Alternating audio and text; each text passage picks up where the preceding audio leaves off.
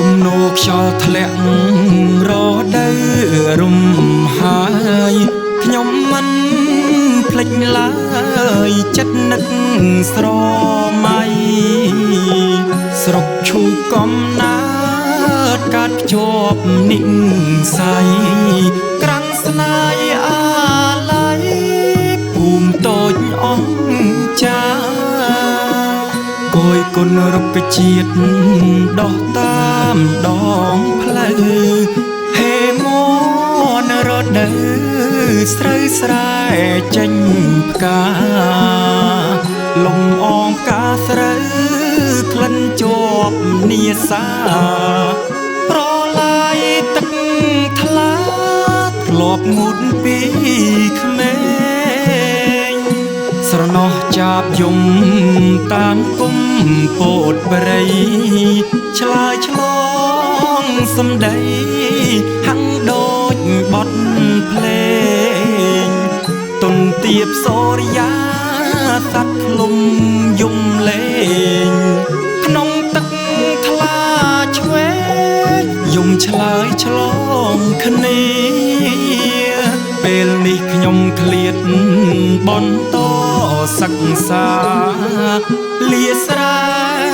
ចំការលាអ៊ំមីងមីលាអ្នកមានគុណទាំងពីរអង្គាសង្ឃឹមវេលាវាសនាថ្កុំថ្កា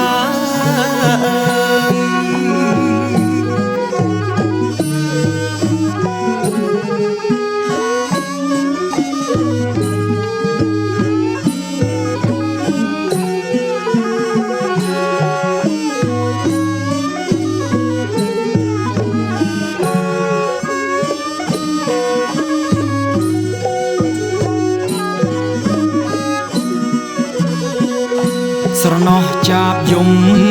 តាមគុំពោតព្រៃឆ្លើយឆ្លងសំដីហាំងដូចបទភ្លេងទុនទៀបសូរិយាស័ក្តិឃ្លុំយំលេងក្នុងទឹកថ្លាឆ្វេងយំឆ្លើយឆ្លងគ្នាពេលនេះខ្ញុំឃ្លាតបន្តសិក្សាលាស្រែចំការលាអ៊ំមីងមីលាអ្នកមានគុណទាំងពីរអង្គាសង្ឃឹមវេលា